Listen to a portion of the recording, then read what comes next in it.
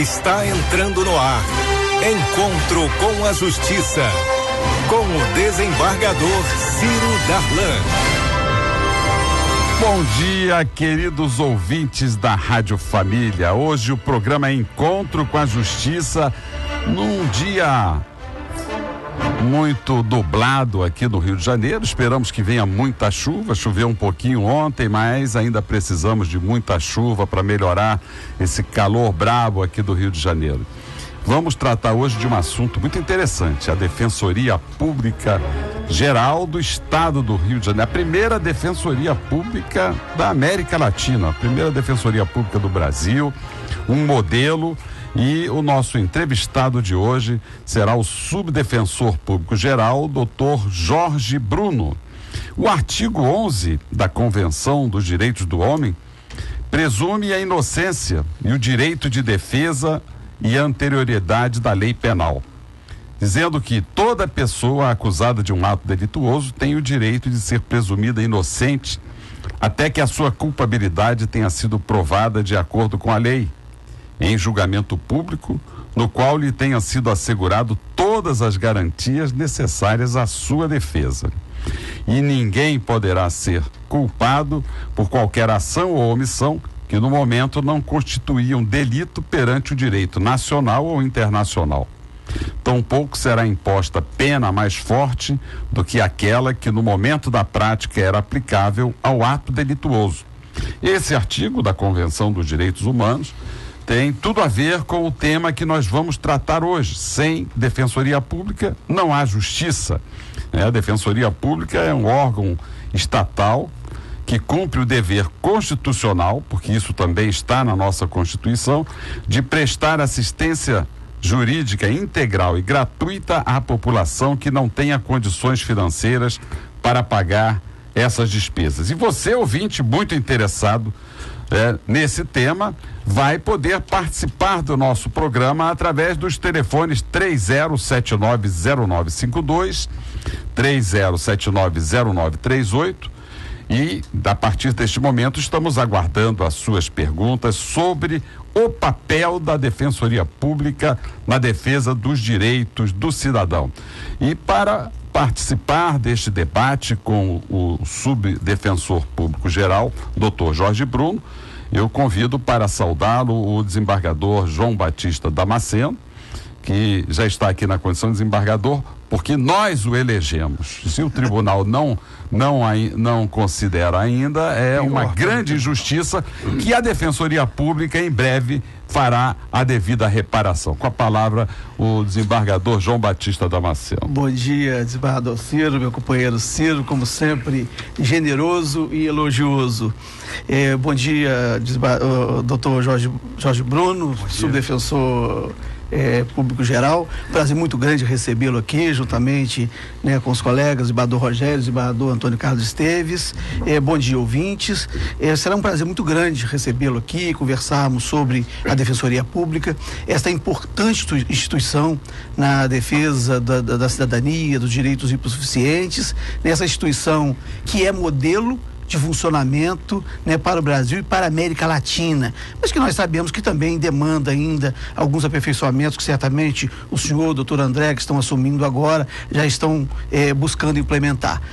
Então é muito importante essa reflexão sobre o papel da Defensoria Pública no Rio de Janeiro, e essa Defensoria Pública, que é modelo, ela há de orientar alguns estados que sequer ainda têm essa importante instituição, essa essencial instituição. No Brasil, alguns estados não têm São Paulo, Defensoria Pública. São Paulo já tem. Hoje ela já está universalizada, o que está, na verdade, o que nós estamos precisando de instituir realmente o quadro. Algumas ainda estão carentes de concurso. Isso é pouca coisa, E na América Latina, em todos os lugares existe. Então, vai ser muito importante esse nosso debate aqui para falarmos sobre essa instituição essencial à defesa da cidadania e dos hipossuficientes. E o nosso programa está sendo transmitido ao vivo através do site TV Justiça, Rede Jurídica TV.com.br, www.redejuridicatv.com.br. Então você já pode não só ouvir através da Rádio Família 104.5, mas também assistir e verá aí o perfil, né, tão elogiado dos nossos debatedores, como por exemplo, além de ouvir essa voz maravilhosa que, se Frank Sinatra estivesse vivo, certamente teria muita inveja, mas além do que não só canta, mas como faz poesias maravilhosas, que é o nosso mediador do programa, o desembargador Antônio Carlos Esteves. Bom dia, meu poeta preferido. Bom dia, meu desembargador, bom dia aos meus companheiros da mesa, desembargador Rogério, ilustre defensor público. Meu desembargador é meu, eu faço o que eu quero. Damasceno. Deixem-me falar. Tomara lograr compreensão. Ao mais qualquer dentre os quaisquer, hei de dar minha atenção. A ciência minha se agiganta em resultados. Exulto com os meus cuidados aos que abandonados se sentem. Deixem-me falar. Tomara me fazer entendido. Não faço caridade. Não destino comiseração. Só elevo a oportunidade oferecida ao desfavorecido de revelar-se cidadão. Tudo se passa nos mistérios recônditos de pessoal satisfação. Essa descoberta inesperada da consideração é a parte menos tangível da paga da minha profissão. Bom dia, ouvinte. Belíssimo. Bom dia, ouvintes. Olha, com essa sonoplastia, eu vou pedir ao bispo Kleiber de Andrade, o amigo de verdade, para gravar um CD só com as poesias do desembargador Antônio Carlos Esteves. Vale a pena. Se o Cid Moreira está fazendo, por que não Antônio Carlos Esteves? Que maravilha. A inspiração é na hora, né? Na hora, não, e é na hora. Ele olha para o nosso entrevistado e faz. O tema do programa Doutor Jorge, o senhor é o muso inspirador dessa poesia. Não, e é interessante ele aqui é a defensoria, que né? ele dá uma dimensão de cidadania, quer dizer, não faço caridade, não, né? É só direito, né? Comiseração. Não destino comiseração. Claro. Né? Muito bom. Exatamente, eleva a condição. Mas né? talvez para o sentido pedagógico do programa seja importante lembrar o valor, a utilidade da velhice. Eu, que já sou ancião, posso dizer aos senhores que a Defensoria Pública ela existiu sempre, não se formalizava, porque havia, na minha época, um cargo chamado advogado de ofício. Eram advogados que destinavam. Nós todos que somos formados em direito, sabemos que o advogado, em determinadas situações, ele não pode sequer negar a prestação de serviço. É um mundo público. E o cargo, a função, cargo e função da Defensoria Pública pertence à minha história. Eu vi nascer a Defensoria Pública. Eu sei como foi a batalha. Com Miguel Baldez. A batalha. O Orlindo Elias, que foi até advogado da associação e tal, ele fez o concurso e nós éramos colegas de bancos universitários. E eu estudei junto com eles, era o Elvésio, ele, eu, estudávamos para fazer o concurso de defensor público. No estado do Rio ou na Guanabara? Estado do Rio de Janeiro, falecido. O desembargador Antônio Carlos Esteves, que é a nossa história viva, por isso ele tem o direito de contá-la, ele tem toda a razão. A Defensoria Pública teve origem no estado do Rio de Janeiro em 5 de maio de 1897, através de um decreto que instituiu a assistência judiciária do Distrito Federal, hoje cidade do Rio de Janeiro, em nosso país. E nós vamos ouvir finalmente o nosso entrevistado, mas eu peço ao desembargador Rogério de Oliveira que faça a saudação ao nosso entrevistado, que vai falar melhor e com melhor conhecimento de causa sobre a Defensoria Pública e o papel da Defensoria Pública. Como disse o Antônio Carlos, eu tenho um carinho especial pela Defensoria Pública, foi a minha escola de formação no direito, porque eu fiz um estágio que na época era gratuito, era difícil entrar, mas não remunerava como hoje faz, mais de 2 anos como estagiário da Defensoria, onde eu aprendi o direito, porque lá você tinha contato direto, né, com a parte necessitada, o defensor era o nosso corregedor ali, mas o que a gente via do direito vivo, das emoções das partes, eu aprendi ali na Defensoria Pública. Então, a ligação que eu tenho com a Defensoria Pública é da minha história de vida profissional. Entendeu? Então, para nós é um prazer muito grande tê-lo aqui, essa nova gestão da Defensoria, e vamos ouvi-lo e deixar o programa seguir. Na verdade, a nova gestão é o Defensor Público Geral, o doutor André Castro, que não está aqui porque ele está nesse momento na posse do Procurador-Geral da Justiça, o doutor Marfan Vieira, que também nos convidou, mas é evidente que o nosso encontro com o nosso público é mais importante do que qualquer posse. Eu posso dizer isso, mas o doutor André não pode por obrigações institucionais. Mas mandou aqui um ilustre representante que conhece tão bem a Defensoria Pública, que é o seu subdefensor público geral, o doutor Jorge Bruno, a quem eu saúdo, dando o meu bom dia, e pergunto logo, a primeira pergunta qual é o papel da Defensoria Pública? Muito bom dia, doutor Jorge Bruno, e seja bem-vindo. Muito obrigado. Em primeiro lugar, gostaria de dar o meu bom dia aos ouvintes da rádio, agradecer essa recepção calorosa de pessoas tão importantes no cenário jurídico e, por que não dizer, também no cenário nacional. É uma honra estar aqui. Agradeço ao desembargador Ciro Darlan, aos demais integrantes e organizadores do programa. A Defensoria Pública, de fato, podemos dizer hoje com satisfação e felicidade, ela hoje está, podemos dizer, uma escala ascendente em termos de organização legal. Hoje ela encontra determinadas, a sua corporificação constitucional hoje nos dá autonomia administrativa, orçamentária e financeira, e o que nos permite alcançar aí, chegando especificamente à pergunta, buscar efetivamente a concretização do papel da instituição, que é estar ao lado da população que necessita desse apoio, dessa estruturação para lhe dar o acesso à justiça e, mais ainda, para lhe dar a consciência dos seus direitos, para lhe dar a capacidade de defender os seus direitos, de saber os direitos que tem e ter na Defensoria um instrumento de concreção. É muito importante e me deixa muito feliz quando figuras tão importantes do Poder Judiciário têm essa compreensão do papel da Defensoria. Nós precisamos muito dessa interlocução institucional. A Defensoria Pública, em que pese hoje, já alcance realmente um nível de organização. Quando olhamos para trás na nossa história, a gente vê o quanto conseguimos avançar, mas ainda somos uma casa em construção e, como tal, ainda temos limitações, ainda temos situações ainda que demandam uma gestão visando melhor instrumentalizar o defensor público na sua atividade. Então, nós, na verdade, somos um instrumento fundamental na construção da cidadania, do papel da figura do cidadão, e queremos cada vez mais avançar nesse sentido.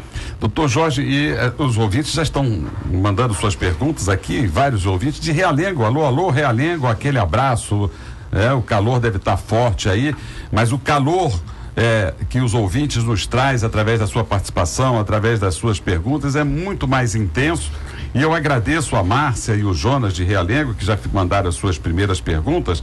E segundo o IBGE, doutor Jorge, há ainda 70 milhões de brasileiros abaixo da linha de pobreza. Esses são os assistidos preferenciais, embora hajam outros, da Defensoria Pública. E a Márcia pergunta, por que as causas que caem nas mãos da Defensoria Pública demoram tanto? E aproveitando a pergunta também do Jonas, lá de Realengo, quer saber qual a diferença entre um defensor e um promotor? Pois não, Cláudia, né? Cláudio, eu vou tentar... Márcia. Márcia e Jonas. Eu vou tentar responder a sua pergunta. Na verdade, ela É uma abordagem que pode se fazer sobre alguns ângulos. A questão da demora do processo, ela passa por vários temas, né? Hoje nós estamos aí discutindo aí os códigos do CPC que estão sendo numa tentativa de aperfeiçoar para diminuir o trâmite. Na parte criminal a gente tem que tomar muito cuidado, porque não se faz uma defesa efetiva sem que se cumpra determinado tempo, sem que se assegure a defesa determinada. Então essa pressa ela tem que ser relativizada. Enfim, é uma gama de fatores. Um deles que eu acho importante nesse momento ressaltar é que a cultura jurídica hoje é muito voltada à solução do conflito através da sentença, né, da busca da sentença. Acho que hoje nós temos que abrir um enfoque de buscar as soluções consensuais, né? A Defensoria Pública quer investir muito nisso, sair do enfoque conflitual e buscar o enfoque consensual, porque isso evidentemente deixaria o judiciário apenas com aquelas demandas que efetivamente necessitam de uma intervenção, de uma solução impositiva ao final. Doutor Bruno, será que as empresas estão abertas a essa proposta? Essa é uma dificuldade. Porque exatamente, o problema é uma dificuldade. E aí a criatividade, inclusive, do legislador, né? Uhum.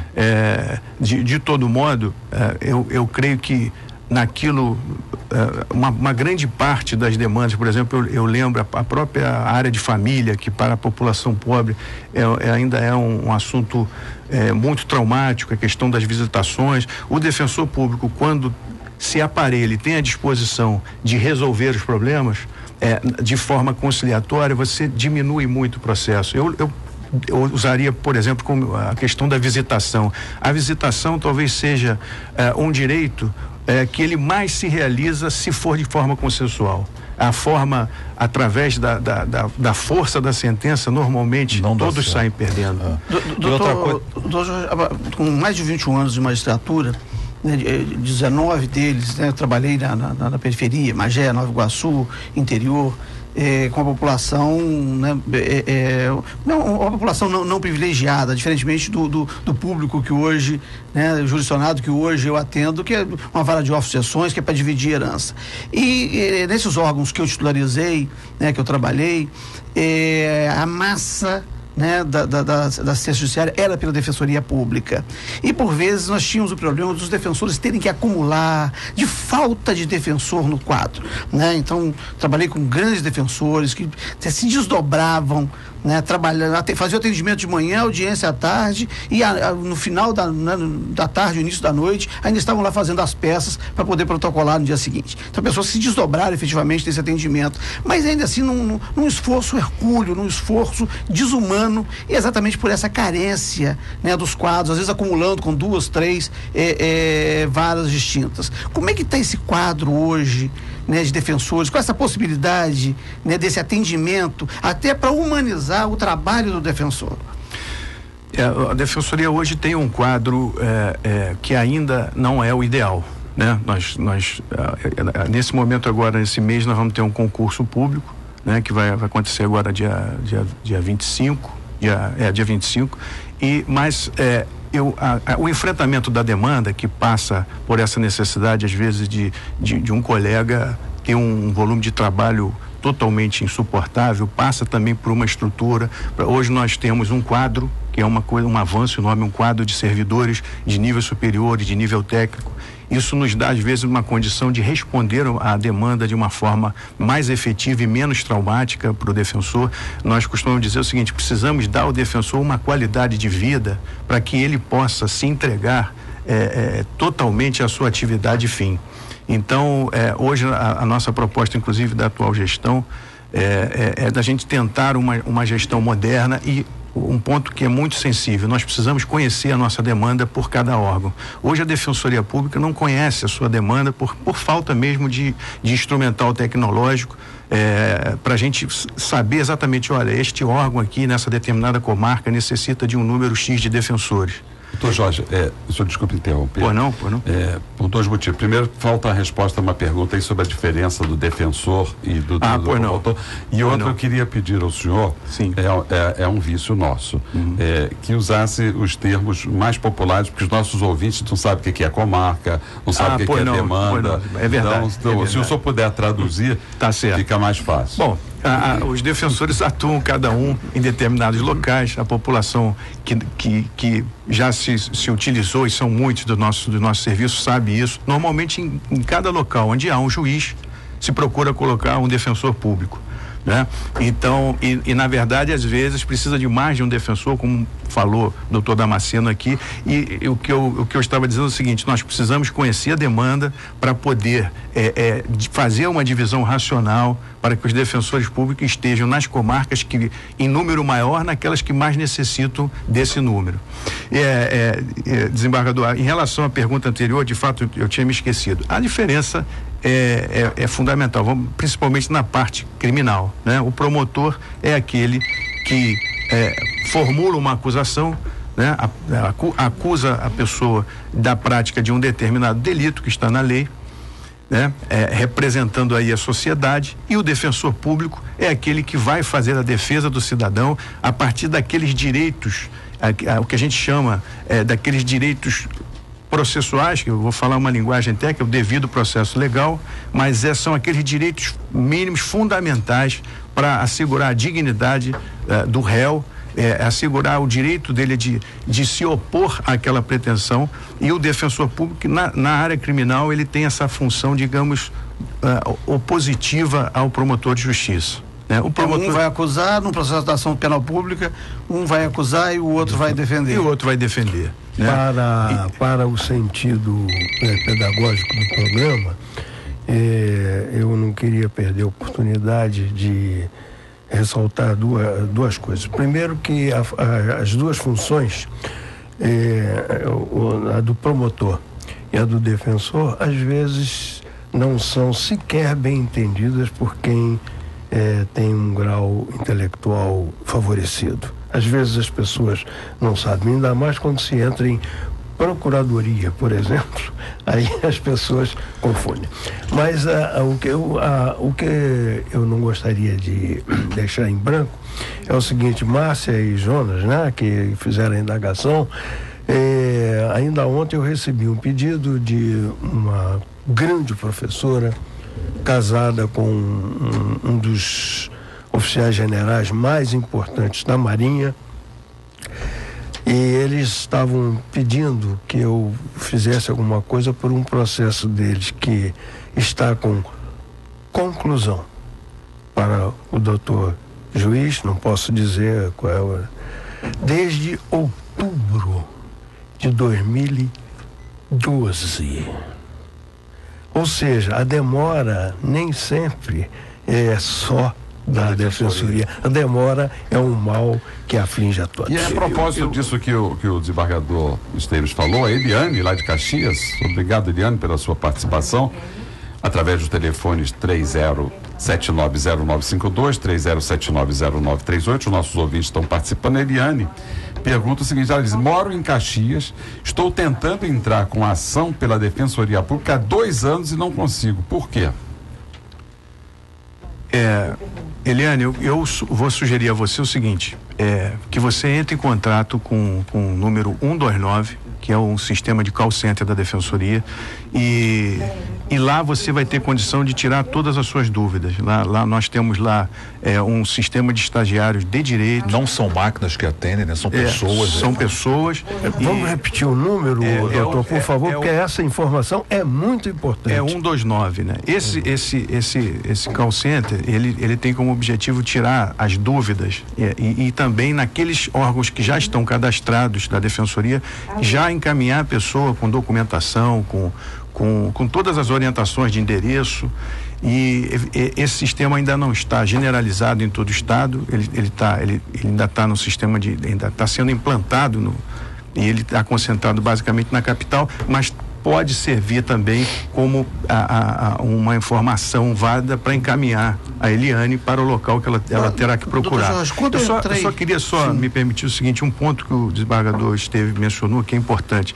O defensor público, ele, como é aquele que tem contato direto e permanente com a população, ele acaba recebendo a responsabilidade de, por exemplo, quando nós falamos da questão da demora do processo, o senhor frisou, dando esse exemplo, de fato há essa incompreensão, porque nós é que estamos ali em contato e para todos os efeitos, acaba sendo o defensor responsável. Eu queria lembrar só um exemplo, eu tive um caso, fui defensor de família, e nós estávamos ação de alimentos através de precatória tentando citar o alimentante.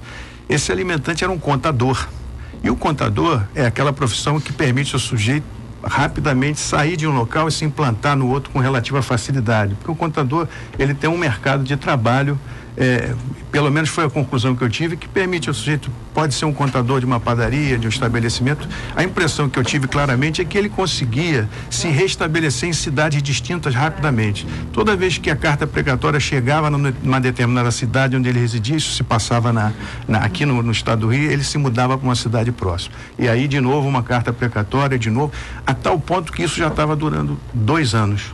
E nós não conseguimos realmente nunca citar. Eu tive, quando chegou em Macaé, aí parou, não conseguia realizar a diligência, e eu me lembro nitidamente a parte, falou: doutor, tem um problema nesse processo. Eu falei: olha, tem um problema. Infelizmente, o problema é a pessoa do alimentante, porque ele se furta de cumprir, e o processo o processo tem seu limite. É uma dificuldade operacional, não tem como correr atrás do sujeito. Eu disse assim, os processos têm limites, assim, você não pode achar que o processo vai fazer mágica, mas toda a revolta dela era para cima do defensor. Então, eu queria fazer esse apelo. Mas tem os problemas institucionais, doutor Jorge. Eu, quando entrei na magistratura, a Defensoria Pública tinha uma crise, em Angra dos Reis não tinha defensor. Os advogados acabavam atuando, e na época eu cheguei até a sugerir que o Estado tivesse que indenizar aqueles advogados. E a segunda questão, aí quando eu cheguei em Nova Iguaçu, isso não é mais a realidade, isso foi, quando eu cheguei em Nova Iguaçu em 98, tinha um defensor para o primeiro atendimento. E ele podia atender 50 pessoas por dia. Então o pessoal chegava lá meia-noite para ser atendido, 11 horas da manhã, 8 horas da manhã, né? Então, existe uma possibilidade, assim, para o primeiro atendimento, de agendamento? Eu acho que essa pergunta pode ficar para depois do intervalo. Nós vamos fazer um pequeno intervalo, e essa e mais outras perguntas. Nossos ouvintes estão bombando aqui, fazendo muitas perguntas, porque o assunto é de altíssimo interesse, através do telefone 30790952, 30790938, e é um assunto que está aqui despertando muito interesse dos nossos ouvintes, felizmente, mas nós vamos deixar essa resposta do doutor Jorge depois desse pequeno intervalo.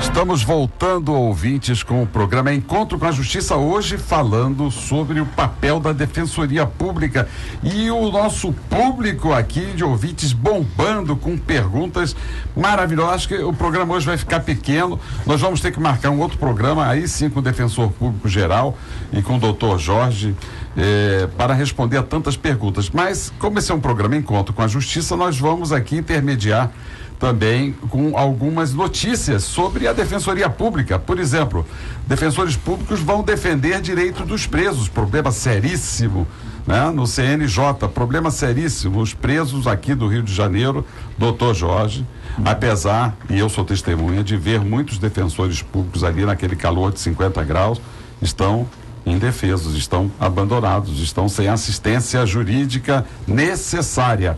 A Defensoria Pública tem um programa chamado Fala Defensor, que é o exemplo do nosso, procura aproximar a Defensoria Pública do jurisdicionado. Uma notícia interessante: vai ser restabelecido o núcleo de terra na Defensoria Pública, uma necessidade imperiosa que já fez trabalhos tão interessantes aqui no Rio, mas que estava adormecido. A Defensoria Pública impede a desapropriação de imóvel em São Cristóvão. Eis algumas das ações. A Defensoria Pública inicia procedimento para a indenização das vítimas de acidente de trem. Vejam a importância da Defensoria Pública.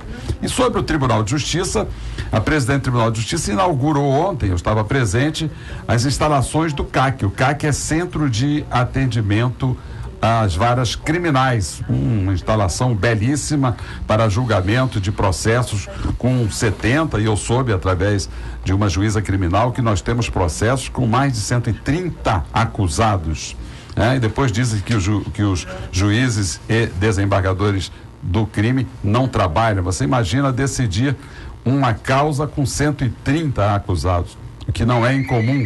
Não é o Lava Jato, não, né? Não, essa não chega aqui pra gente, não, porque senão já estavam na cadeia todos, não só aqueles que estão, não.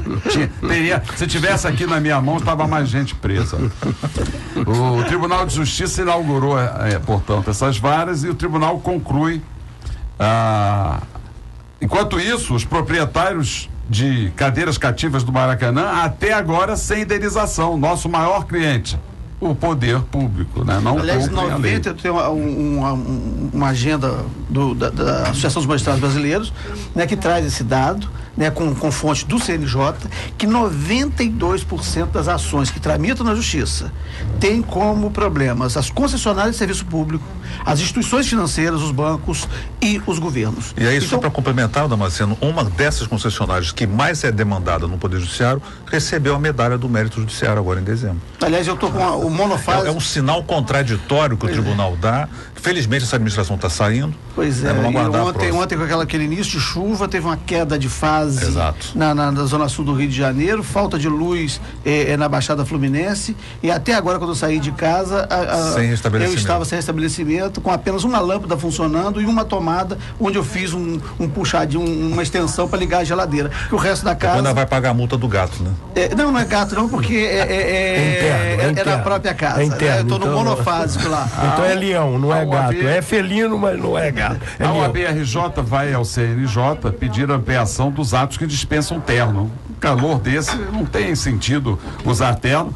E o desembargador Rogério, muito bem, já lançou essa moda há muito tempo, tá? Então, bonitão. Semana passada de bermuda, né? Semana passada. Aliás, não há lei que obrigue ninguém a usar terno. Portanto, nenhum juiz pode exigir e nenhum juiz pode dispensar. Ninguém, ouvinte, é obrigado a fazer ou deixar de fazer qualquer coisa, senão em virtude da lei. Mesmo com liminar da justiça, dona de casa morre à espera de vaga na UTI.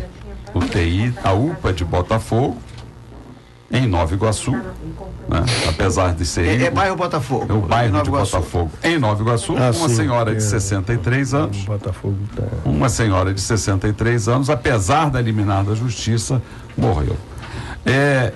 O defensor disse que o processo não faz mágica, né? Pois é. As perguntas são muitas aqui, eu vou fazer em bloco, porque eu não vou perder a oportunidade de prestigiar esses nossos companheiros de debate, que são os nossos ouvintes.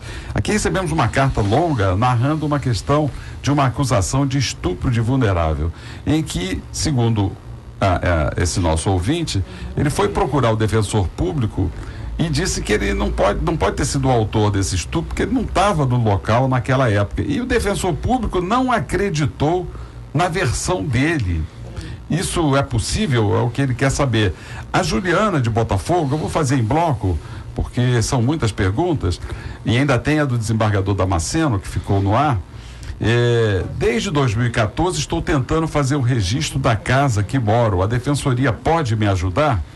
Francisco de Santa Isabel diz assim: trabalho numa empresa e estou esperando uma causa trabalhista desde 1988. O que posso fazer? A causa é através do sindicato, mas a defensoria pode me ajudar? Miriam de Olaria diz assim: meu filho está preso, mas já deveria ter sido solto. Falamos aqui do problema grave das pessoas presas que não têm assistência judiciária como deveriam ter. Não adianta ter CAC, prédio bonito, né? Pois é. Agora tem que funcionar, né? Tem que funcionar. Não, é porque esse CAC, prédio bonito, é só para prender. Prender já tem muita gente prendendo. A gente tem que achar quem solte. Estou há meses tentando a ajuda de um defensor, a Miriam de Olaria, e não consigo. O que posso fazer? Aquele número 129, né? 129. 129. Walter de Deodoro, um defensor público pode recorrer de uma decisão judicial? Bacana essa pergunta. E a Val da Rocinha,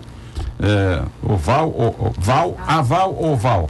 Aqui a Martinha está dizendo que é a Val, é Valéria ou é Val mesmo, da Rocinha. Rocinha nos dá uma audiência incrível. O povo da Rocinha, meus vizinhos, né? Eu sou adorador da Rocinha. Ela diz: morei com um rapaz por 8 anos, compramos uma casa, mas ficou em nome dele. Depois da casa toda reformada, ele me expulsou e disse que a casa é da filha dele. O que eu posso fazer? Vamos lá, Val, vamos às respostas aqui do subdefensor geral, doutor Jorge Bruno. Bom, eu vou tentar aqui fazer, até para otimizar... Parece prova de concurso, né? Na realidade, nós temos algumas questões aqui, como a de Belford Roxo, de registro. A Juliana, ela tem que procurar o núcleo de primeiro atendimento da região de Belford Roxo. Ela pode obter essa informação também através do 129, o endereço certinho, que eu aqui de cabeça não disponho, mas são questões que ela vai ser orientada pelo defensor público que faz esse primeiro atendimento. A mesma coisa eu diria da Val aqui da Rocinha, que está nos honrando aqui com a sua participação. É uma questão que ela vai tratar nesse núcleo de primeiro atendimento. Ela vai receber as orientações e eventualmente o ajuizamento. Nós também, por princípio, acho que tentaremos sempre uma solução consensual, se possível, mas no primeiro atendimento, no núcleo de primeiro atendimento da Defensoria da área onde ela reside, ela vai poder encaminhar essas demandas. Em relação aqui à questão trabalhista, é preciso dizer o seguinte: a Defensoria do Rio de Janeiro, ela responde pelas causas do Tribunal de Justiça Estadual, não federal. Então, a questão trabalhista é uma questão federal. Nós temos, é preciso dizer, existe hoje a Defensoria Pública da União atuando aqui no Rio de Janeiro. Acho que a sede é na rua México, não? México, né? México. Não, é uma transversal da Rio Branco, agora me fugiu. Bem quase na Presidente Vargas. Mas nós também, lá na Defensoria, podemos transmitir esse endereço, agora me fugiu, mas a Defensoria da União atua nas causas federais, né? E a questão trabalhista é sempre muito complicada, porque como é uma justiça muito específica, né? A Defensoria Pública, no estado a gente fazia às vezes no interior, hoje não fazemos mais, né? Mas eu tenho a impressão que na Defensoria da União ela vai receber a orientação que ela necessita. Com relação à pergunta do Walter de Deodoro, ele pergunta se o defensor pode recorrer. Eu queria até fazer uma pergunta em cima dessa depois. Pois não, o defensor público deve recorrer. Toda vez que ele encontrar fundamento jurídico para fazê-lo, ele deve recorrer. Hoje a nossa legislação, ela inclusive determina que o defensor público fundamente se não fizer, né? Ele fundamente as razões. Como se fosse um dever de ofício. Né? Se ele perder, ele recorrer. Se ele não recorrer, ele fundamente as razões pelas quais ele não fez. Não vai usar. Porque às vezes a parte não quer que recorra, né? Exato. Às vezes também é preciso dizer, não há a menor probabilidade de êxito. O defensor público, tendo em vista a enorme demanda, há de fazer esse juízo, sempre tendo em conta a garantia do direito da parte do assistido que ele está defendendo. Doutor Jorge, a Defensoria Pública da União no Rio de Janeiro fica na Rua da Alfândega 70, no centro, e os telefones de lá, para o nosso ouvinte anotar, 2517-3301, Defensoria Pública da União, Rua da Alfândega 70. Muito obrigado. Eu queria pegar só um gancho na última pergunta aqui.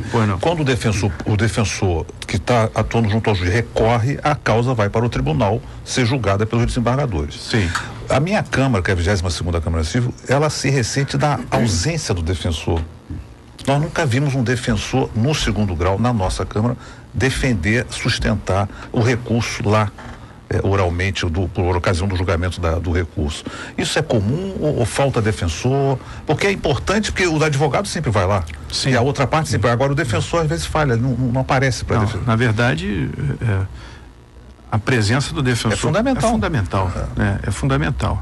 Inclusive até no aspecto de comunicação mesmo com a parte, porque às vezes uma sustentação oral pode até não ser interessante, mas é preciso que a parte tenha consciência do porquê, até usar como exemplo, o defensor, por exemplo, de vara criminal. Às vezes a parte fica angustiada porque o defensor público não faz perguntas, né? E às vezes não fazer pergunta é uma atitude sábia. Exato. Né? Mas de todo modo é preciso esclarecer a parte. Porque a leitura de quem olha é o seguinte: se o sujeito entra mudo e sai calado, ele fez mal. Então é preciso esclarecer, olha, não havia razões para intervenção, a intervenção ali poderia ser em prejuízo do réu. Faz uma pergunta. Agora, eu tenho para mim que a presença física do profissional numa sessão onde processos da defensoria são julgados é fundamental. Eu já vi uma situação dessa, tinha dúvida se o acusado era aquele ou não. E ninguém perguntava às testemunhas se era ele mesmo. E a dúvida pairava. Lá pelas tantas, um estagiário falou assim: eu queria saber se testemunha se reconhece, assim, reconheço, é ele mesmo, pronto. Era a pergunta que jamais poderia ter sido feita, né? Que tinha uma negativa de que não era ele, que era um outro parecido com ele. Né? No final ele faz essa pergunta. Essa pergunta acabou com o acusado. Em seguida tem certeza que ele tenho certeza. É ele mesmo, reconheço. Esse sinal que ele tem na testa. Acabou. Se ninguém tivesse perguntado nada, ficava a dúvida, né? Indúbio pro réu. Daí o que eu sempre digo, o defensor público precisa desse diálogo permanente com a parte para explicar. Né? Agora, há uma dificuldade atualmente na área criminal, que houve uma resolução do tribunal proibindo, né, ou dificultando mais esse acesso do defensor com a primeira entrevista do acusado. Sim. Né? Sim. Houve um problema lá no tribunal. Na realidade, o desembargador Ciro Darlan mencionou numa das matérias que está para ser julgado agora pelo CNJ um questionamento à resolução do tribunal que estabeleceu isso.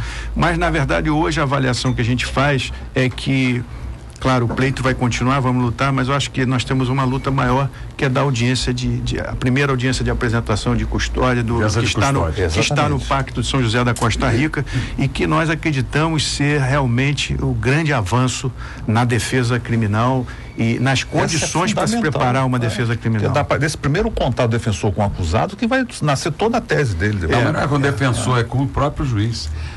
O Pacto de São José de Costa Rica determina a audiência de custódia. Todo preso tem que ser apresentado imediatamente ao juiz.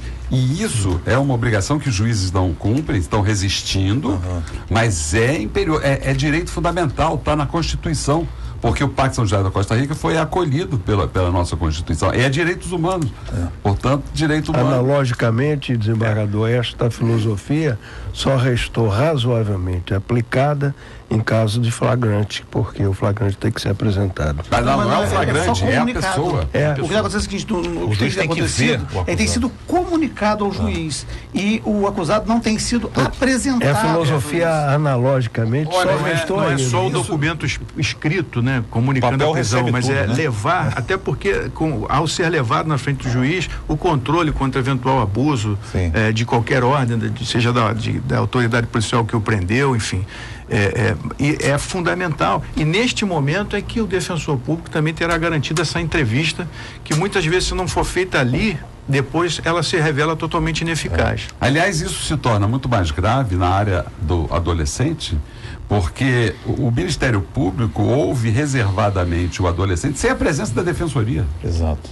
Isso é um abuso, isso aí acaba com o devido processo. A paridade de armas A Rosimar, lá do Pechincha, diz assim: minha filha está presa, o problema do preso é grave.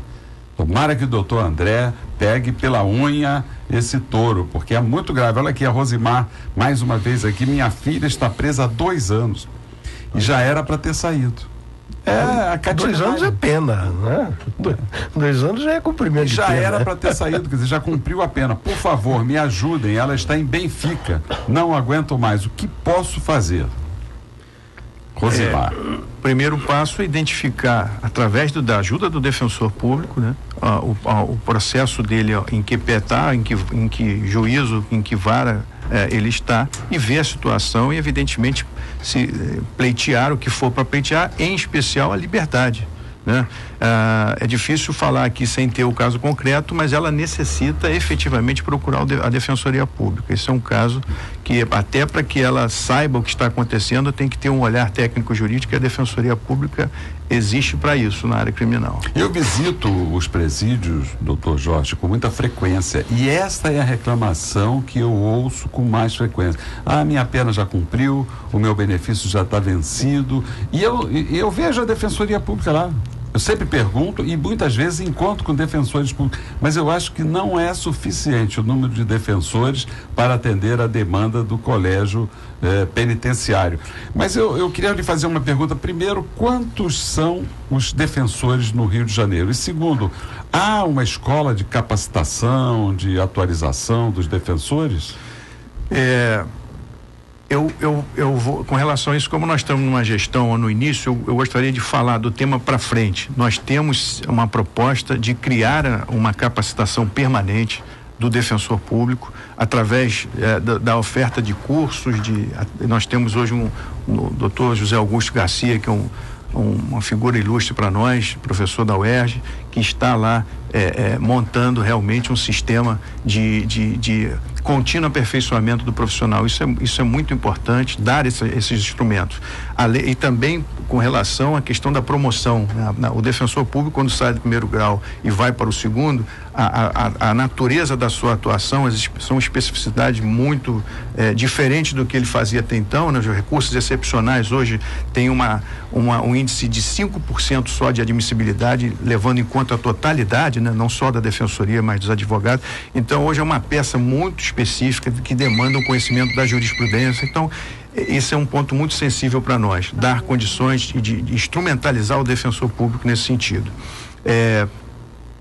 Perdão, desembargador, Quantos são os defensores? Em torno de 746, em torno de 746 defensores. Uma população de 17 milhões no estado. É uma pergunta só para a gente ficar com inveja. Como é que é eleito o defensor público geral? O defensor público geral, ele é eleito por toda a classe dos defensores públicos. Por toda a classe. E inclusive a Defensoria Pública do Rio tem uma particularidade que os defensores aposentados também votam. Mesmo advogando tudo? Mesmo advogando, assim, não evidentemente que a legislação não, nesse aspecto, mas eles votam também.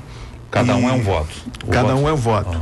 E eu devo dizer o seguinte, é uma eleição realmente democrática, movimenta a categoria, a gente faz debates, a gente convida os candidatos. O corregedor também é eleito? O corregedor é eleito pelo Conselho Superior, né? Os candidatos interessados se apresentam, é formada uma lista tríplice que o defensor público que escolhe. Doutor Jorge, um mandato de 2 anos. Fale sobre essa questão das ações coletivas. A Defensoria tem legitimidade para propor ações coletivas? Sim, nossa grande bandeira inclusive ampliar outra bandeira nossa, instrumentalizar também os colegas para que a gente possa utilizar na prática dessa legitimidade. Em relação ao aspecto que quando eu me referi aqui à conciliação, e o senhor, desembargador, o senhor leu as matérias, nós fizemos agora com a Supervia, nesse último acidente que envolveu cerca de 200 pessoas. Em Mesquita, né? Exatamente, nós fizemos um acordo em 48 mais uma concessionária horas. De serviço público, exatamente, né? Isso. Conseguimos com a participação do secretário de Transporte, com a direção da Supervia e com o Núcleo de Defesa do Consumidor, conseguimos um acordo inédito em 48 horas, inclusive com um acordo que envolvia a liberação de catraca durante 2 dias. Então, dano moral, enfim. Qual o valor do dano moral que foi ajustado? Porque, na verdade, o valor ficou para ser visto caso a caso, através de pequenos encontros em seguida ao acordo. Mas foi até uma pena não ter trazido aqui. Não tem limite, não? Tem faixa de estipulado, não? Eu acho que teve um limite mínimo estabelecido, mas que ainda estava em negociação. Eu me penitencio de não ter trazido aqui numericamente, mas numa segunda oportunidade,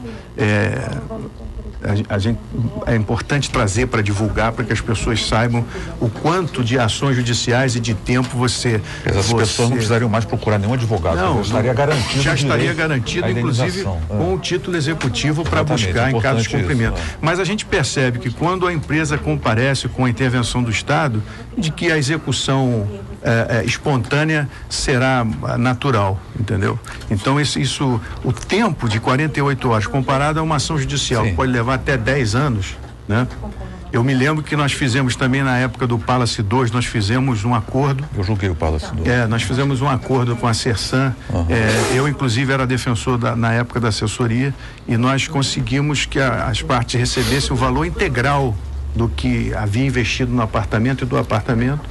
E anos depois eu encontrei com a pessoa. Não estava esperando. Não, esse que fez, ele me abraçou feliz, me agradeceu, porque ele via no jornal, muitos anos depois, pessoas que não fizeram. O caso do Batom Murcho até hoje ainda está para resolver. Pois é.